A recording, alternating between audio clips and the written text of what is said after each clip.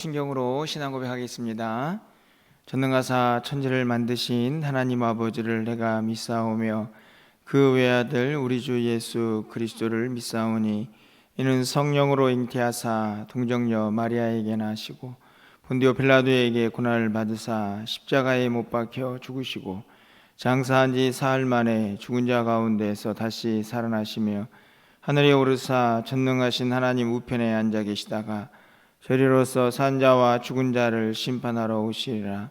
성령을 믿사오며 거룩한 공회와 성도가 서로 교통하는 것과 죄를 사하여 주시는 것과 몸이 다시 사는 것과 영원히 사는 것을 믿사옵나이다. 아멘. 우리 찬송가 320장 찬양드리겠습니다.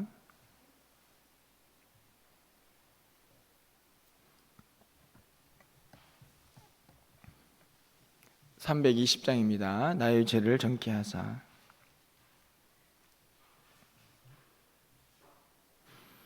나의 죄를 정케 하사 주의 일꾼 삼으신 구세 주의 넓은 사랑 항상 찬송합니다. 나를 일꾼 삼으신 주 크신 능력 주시고 언제든지 주 뜻대로 사용하여 주소서. 내게 부어 주시려고 은혜 예비하신 주 주의 은혜 채워주사 능력 있게 하소서. 나를 일꾼 삼으신 주 크신 능력 주시고 언제든지 주 뜻대로 사용하여 주소서. 죄의 짐을 풀어주신 주의 능력 크도다. 나를 피로 사신 예수 내 맘속에 오소서. 나를 일꾼 삼으신 주 크신 능력 주시고 언제든지 주 뜻대로 사용하여 주소서. 주여 내게 성령으로 충만하게 채우사 생명수가 강물처럼 흐르게 하옵소서. 나를 일꾼 삼으신 주 크신 능력 주시고 언제든지 주 뜻대로 사용하여 주소서. 아멘.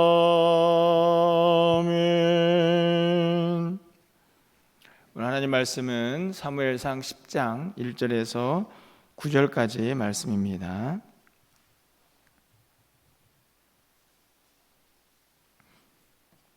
구약성경 421쪽에 있습니다. 사무엘상 10장 1절에서 9절까지의 말씀을 한 절씩 교독하고 마지막 9절 함께 읽겠습니다.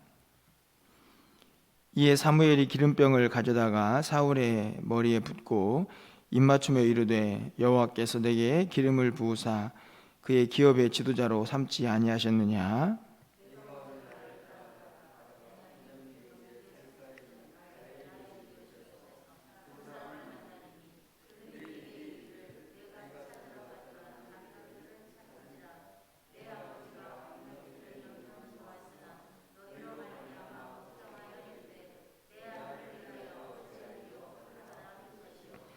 내가 거기서 더 나아가서 다볼 상수리 나무에 이르면 거기서 하나님을 배우려고 베델로 올라가는 세 사람을 만나리니 한 사람은 염소 새끼 셋을 이끌었고 한 사람은 떡 세 덩이를 가졌고 한 사람은 포도주 한 가죽 부대를 가진 자라.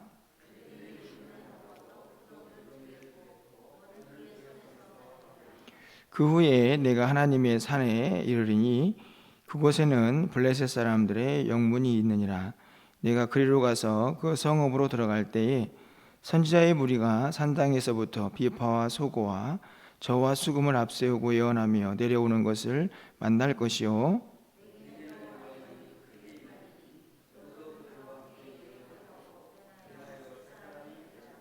이 징조가 내게 임하거든 너는 기회를 따라 행하라. 하나님이 너와 함께 하시느니라.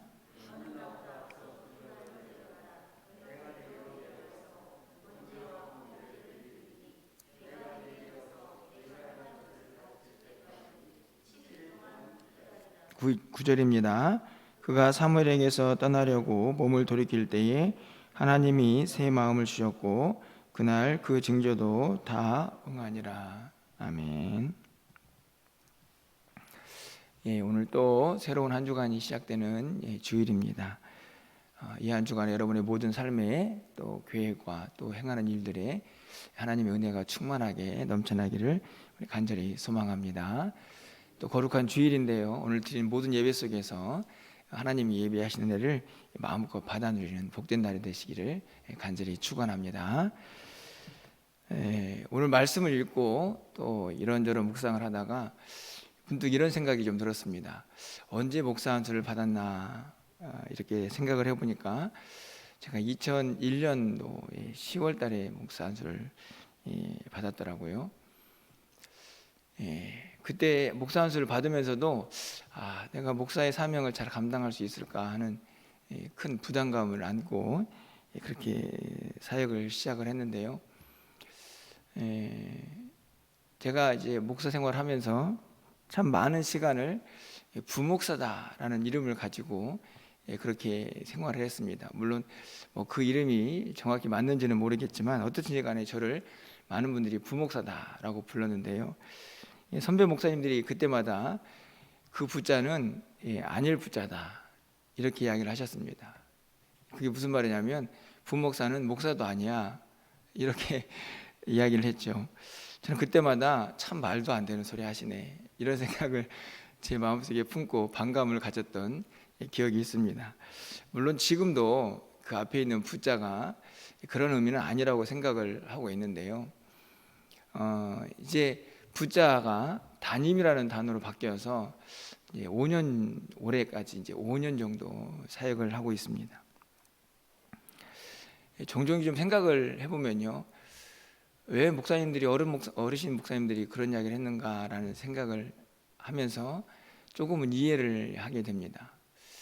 다른 차원이 아니고 다른 분들은 어떤지 모르겠지만 제 개인적으로 이 부목사 생활을 했던 시기와 담임 목사를 하고 있는 지금의 시기가 그 무게감이 비교가 되지를 않기 때문이죠.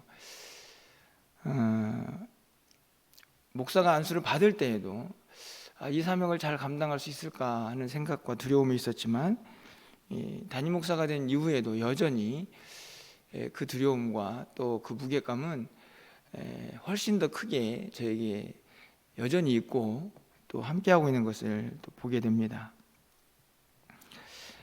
여러분 어떠신가요? 우리가 교회 안에서 이런저런 직책이 있습니다.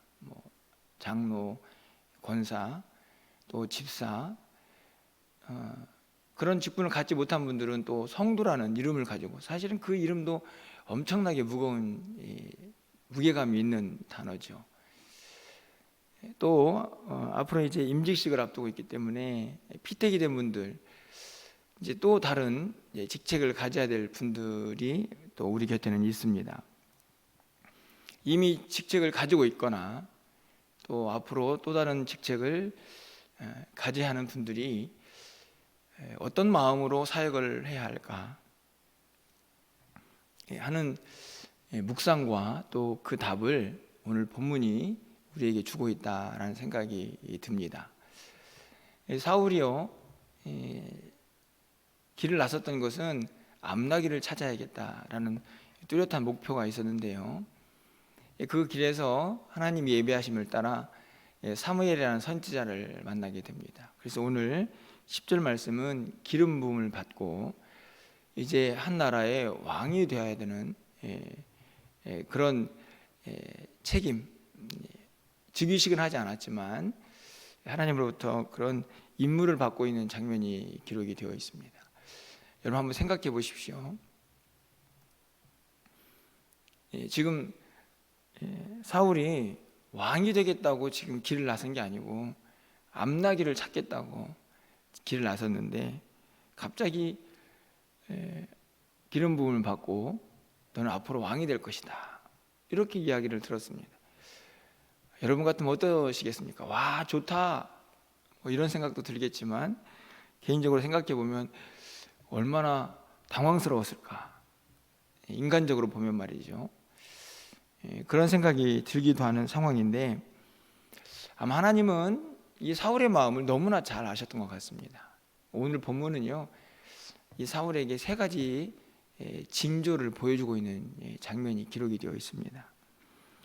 첫 번째 징조가 2절에 나와 있는데요, 내가 오늘 나를 떠나다가 베냐민 경계 셀사에 있는 라헬의 묘실 곁에서 두 사람을 만나리니 그들이 내게 이르기를 내가 찾으러 갔던 암나기들을 찾은지라. 내 아버지가 암나기들의 염려는 놓았으나 너희로 말미암아 걱정하여 이르되 내 아들을 위하여 어찌하리오 하더라 할 것이요. 첫 번째 징조는 뭐냐 하면, 라헬 묘실 곁에서 두 사람을 만나게 되는데 그들이 한 가지 사실을 알려줍니다. 암나기를 찾았다는 것이죠. 그리고 아버지가 걱정하니 빨리 돌아가라 하는 이야기인 것 같습니다. 여러분, 사실 지금 이 징조, 첫 번째 징조가 가리키는 것은 무엇일까요? 이 사울에게 가장 중요하게 직면한 문제가 뭡니까? 암나기 찾는 거죠. 그렇지 않습니까? 지금 뭐 기름을 받았든 어떻든지 간에 사울은 암나기를 찾아야 될 임무를 가지고 집을 나섰습니다. 오늘 2절에 있는 첫 번째 징조, 야, 암나기 찾았다, 이 말은 아마도 사울이 가지고 있는 마음속에 첫 번째 근심이죠. 암나기 찾아야 되는데, 내가 그 일을 위해서 집을 나왔는데 하는 그 일을 완전하게 해결하는 징조입니다. 어떤 의미에서는 이제 임무를 수행하기 이전에 그가 가지고 있는 가장 해결해야 될 첫 번째 문제가 이 징조를 통해서 해결되었다 하는 사실을 깨닫게 하는 그런 본문이라고 생각이 듭니다. 이제 더 이상 나기 때문에 걱정할 필요 없다는 사실을 확인하고 있는 것이죠. 두 번째 징조는요, 3절과 4절에 기록이 되어 있습니다. 가서 제가 읽어드리면요, 내가 거기서 더 나아가서 다볼 상수리 나무에 이르면 거기서 하나님을 배우려고 베델로 올라가는 세 사람을 만나리니. 베델로 올라가서 하나님께 제사를 드리려고 하는 세 사람을 만나게 되는데요, 그들이 염소도 또 떡도 가지고 있고 포도주도 가지고 있습니다. 그들이 어떻게 할까요? 4절 말씀을 보면 그들이 내게 문안하고 떡 2덩이를 주겠고 너는 그의 손에서 받으라, 이렇게 나와 있습니다. 여러분, 4절 말씀을 보면 어떻게 이해가 되십니까? 사실은 놀라운 일이죠. 지금 이 베델로 올라가는 세 사람은 이 사울을 만난 적이 없는 사람일 것입니다. 갑자기 길을 가다가 문안을 하고 떡 2덩이를 주었다. 놀라운 일이죠. 분명한 징조가 될 수 있는 사건입니다. 하지만 이 징조는 또 어떤 의미를 가지고 있을까요? 떡은 무엇을 의미합니까? 가장 일반적으로 먹고 사는 문제라고 생각이 듭니다. 첫 번째 징조에서는 가장 당면한 문제가 해결이 되었습니다. 암나기들을 찾았죠. 두 번째 징조에서는 떡을 지나가던 사람이 문안을 하며 주는 장면을 통해서 앞으로 아마도 네가 먹고 사는 문제, 그 문제는 내가 해결하겠다 하는 하나님의 사인이 아니었을까, 그렇게 생각이 듭니다. 그것이 아니죠. 마지막으로 그것이 끝이 아니고 세 번째 징조가 또 남아 있습니다. 6절 말씀인데요. 우리 6절 말씀은 함께 좀 읽어보도록 하겠습니다. 6절입니다.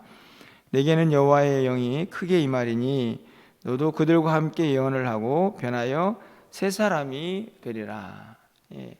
어찌 보면 첫 번째, 두 번째 징조보다 훨씬 더 이 왕의 사명을 감당하면서 반드시 필요한 징조라고 생각이 듭니다. 하나님의 영이 크게 임할 것이다. 쉽게 말하면 성령 충만해질 것이라는 말씀이겠죠. 네가 새 사람이 될 것이다. 완전히 하나님의 영으로 그 능력으로 충만해진 사람, 이렇게 새 사람이 될 것이다 라고 말씀을 하셨죠. 그리고 9절 말씀을 가서 보면요, 그가 사무엘에게서 떠나려고 몸을 돌이킬 때에 하나님이 새 마음도 주셨습니다. 하나님의 영이 임해서 하나님의 능력으로 충만해지기도 하겠지만 새 마음, 아마 이것은 왕으로서의 사명을 감당해야 하는 그 다짐이 아닐까 생각이 듭니다. 이런 징조들을 통해서 하나님이 지금 무엇을 행하고 계십니까? 왕이 되어서 그의 일을 감당해야 될 너무나 무거운 책임을 안게 된 사울에게 하나님이 징조를 보이시면서 네가 가지고 있는 문제, 네가 앞으로 살아가야 할 방향들, 그 모든 것들이 하나님의 영에 의해서 강력하게 주신 능력을 가지고 행하게 될 것이다. 이걸 말씀하시는 것이죠. 쉽게 말하면 네가 걱정하고 두려워할 것이 없다. 내가 너에게 능력을 주어서 그 일을 감당하게 했다. 그 직무, 그 사명을 주신 것도 하나님이시니 내가 능력도 주어서 그 일을 감당하게 하겠다라는 약속을 이 징조를 통해서 하고 계시는 것입니다. 사실은 이 말씀을 보면서 또 다시 한번 제가 가지고 있는 사명, 또 여러분 우리 모두가 이 땅을 살면서 하나님 믿는 사람들로서 살아가야 될 사명, 어깨가 무겁고 때로는 해야 할 일도 많지만 결국 사울과 같은 은혜가 오늘 우리에게도 임해있다는 사실을 다시 한번 깨닫게 되면서 주의 능력을 더 의지하며 주어진 사명을 감당해야겠다라는 그런 다짐을 좀 해보게 됩니다. 이미 직분을 가지고 계신 우리 성도님들, 또 앞으로 또 다른 직분을 가져야 할 또 우리 피택자들, 오늘 말씀을 통해서 사명 주신 분도 하나님이시고 그 일을 감당케 하실 분도 하나님이시다라는 사실을 좀 믿음으로 고백하면서 함께 주어진 사명들을 좀 잘 감당해낼 수 있는 우리 모두가 되기를 소망해 봅니다. 하나님께서요, 마지막으로 이 말씀을 이 사울에게 주고 계시다라는 생각이 드는데 우리 7절 말씀도 함께 좀 읽어보도록 하겠습니다. 7절입니다. 이 징조가 내게 임하거든 너는 기회를 따라 행하라. 하나님이 너와 함께 하시느니라. 할렐루야. 이 징조의 마지막 어떤 절정에 이르는 그런 구절이라고 생각이 듭니다. 이 징조가 내게 임하거든, 다시 말하면 이 모든 것이 다 이루어지면 사실 금방 이루어지거든요. 너는 이제 기회를 따라 행하라. 사실은 이제 마음껏 하나님의 일을 하라, 이런 이야기입니다. 왜 그럴까요? 뒤에 나오죠. 하나님이 너와 함께 하시느니라. 정말 할렐루야입니다. 너 능력 없고 부족하고 연약하다고 두려워하지 말고, 이 징조가 임한다는 것은 내가 너와 함께 한다는 증거니까 마음껏 네 일 해라 라는 말씀이죠. 여러분, 이 7절 말씀에서요, 저에게 좀 또 다른 도전이 되는 말씀은 행하라는 말씀입니다. 일하라는 말이죠. 능력 주었으니까, 그리고 내가 너와 함께 할 거니까 일해야 한다, 이 말씀입니다. 능력 받고 직분 받고 일하지 않으면 그게 무슨 소용이 있습니까? 기회를 따라 행하라는 말은 다른 말이 아니고, 너에게 이제 능력 줬으니까 너에게 그 직분에 맞는 일들 이제 계속 감당해 나가라. 그 일을 할 때마다 하나님이 함께 하실 것이다. 이렇게 약속하고 있는 것이죠. 그래서 오늘 이 말씀이 저에게 또 다른 도전이 되는 것입니다. 그래, 더 열심히 살아야지. 주어진 사명 더 잘 감당하도록 하나님이 함께 하시니까 그 믿음 가지고 주어진 일들 더 열심히 행해야지. 이런 생각을 하게 되는 것이죠. 사실은요, 굉장히 죄송한 이야기지만 담임 목사가 돼 보니까요, 좋은 점이 하나 있습니다. 뭐냐면 만약에 내가 아무것도 일하지 않으면 그냥 누구도 일하지 않는다는 것입니다. 어찌 보면 교만해 보이는 이야기이기도 하겠지만요, 그 직책에 맞는 일을 하지 않으면 사실은 그 능력도 나타나지 않는다는 사실을 오늘 본문이 우리에게 가르쳐 줍니다. 기회를 따라 행하라. 하나님이 함께 하신다. 그 일을 행할 때에, 그 직책에서 그 일을 행할 때에 하나님이 함께 하시니 능력도 나타나는 것이죠. 열매도 맺어지는 것이죠. 일하지 않으면, 그 직책만 가지고 있으면 그냥 그 직책으로 끝나는 것입니다. 사실은 굉장히 안타까운 상황이죠. 무겁고 힘든 자리이지만 분명히 약속하셨습니다. 내가 너와 함께 할 것이니까 이제 좀 마음껏 일해봐. 두려움, 염려, 그것들은 다 뒤로 제껴두고 이 사실 하나만 기억해라. 내가 너와 함께 한다. 오늘 이 말씀 아닌가요? 그런 의미에서 또 다시 한번 저에게 용기가 되고 힘이 된다는 말씀입니다. 오늘 새벽을 깨우는 우리 모든 성도님들, 은퇴를 했든 아니면 또 이제 피택을 받아서 임직을 하든 이미 어떤 직책을 가지고 있든 상관없습니다. 우리는 하나님 앞에 가는 그 순간까지 우리에게 주어진 사명을 감당해야 될 사람들인 것이죠. 하지만 여러분 꼭 기억하셔야 됩니다. 기회가 되는 대로 우리 하나님이 함께 하실 것이니 열심히 일하셔야 합니다. 그게 우리에게 주신 사명입니다. 하나님이 그 일하는 곳에서 역사하시고 능력도 나타날 것이고 열매도 맺어지게 될 것입니다. 오늘 새벽을 깨우는 우리 모든 성도님들의 마음속에 이 결단과 다짐이 있는 귀한 하루가 되기를 간절히 소망합니다. 여러분 그 믿음 가지고 사명 주셨으니 감당케 하실 것이다. 하나님이 나와 함께 하실 것이다 라는 믿음 가지고 또 이 한 주간도 승리하며 살아갈 수 있는 저와 여러분의 삶이 되시기를 주님의 이름으로 간절히 축원합니다. 기도하겠습니다. 이 징조가 내게 임하거든 너는 기회를 따라 행하라. 하나님이 너와 함께 하시느니라. 감사합니다. 여전히 두려움과 또 염려 속에서 우리에게 주어진 사명을 감당하고 있는 우리 모두에게 또 하나님의 생명의 말씀을 허락해 주셔서 다시 한번 결단과 다짐할 수 있는 이 아침이 되게 하심을 감사합니다. 하나님, 능력 주신 분도 하나님이시고 우리에게 직분 맡기신 분도 하나님이시고 또 영원토록 함께 하실 분도 하나님이신 줄 다시 한번 믿음으로 고백하면서 그 하나님 붙잡고 우리가 가야 할 길을 힘있게 걸어갈 수 있는 우리 모두가 되게 하여 주시옵소서. 이미 주신 직분 잘 감당하게 하여 주시고 앞으로 주실 직분도 잘 감당하는 우리 모두가 되게 하여 주셔서 하나님 앞에서 주님 만날 때에 착하고 충성된 종이었다고 칭찬받을 수 있는 우리 모두가 되게 하여 주시옵소서. 기회를 따라 행할 때에 하나님이 함께 하실 것이고 그 함께 하실 때마다 능력도 나타날 것입니다. 열매도 나타날 것입니다. 그로 인하여 하나님이 기뻐하실 것을 우리가 날마다 기억하면서 주님 주신 길을 걸어갈 수 있는 우리 모두가 되게 하여 주시옵소서.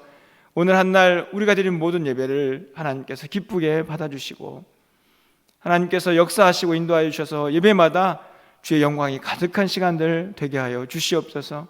강단에서 선포되는 말씀이 생명의 말씀 되게 하셔서 그 말씀이 다시 한번 우리에게 힘과 위로가 되게 하시고 그 말씀 붙잡고 한 주간 승리하며 살아갈 수 있는 우리 모두가 되게 하여 주시옵소서. 사랑하는 성도들의 취입을 지켜주시사 한 주간 기쁜 소식 오갈 수 있도록 인도하여 주시고 각자의 자리에서 하나님 나라를 경험하는 복된 삶이 되게 하여 주옵소서. 예수 그리스도의 이름으로 기도합나이다. 아멘. 오늘 또 말씀을 생각하시면서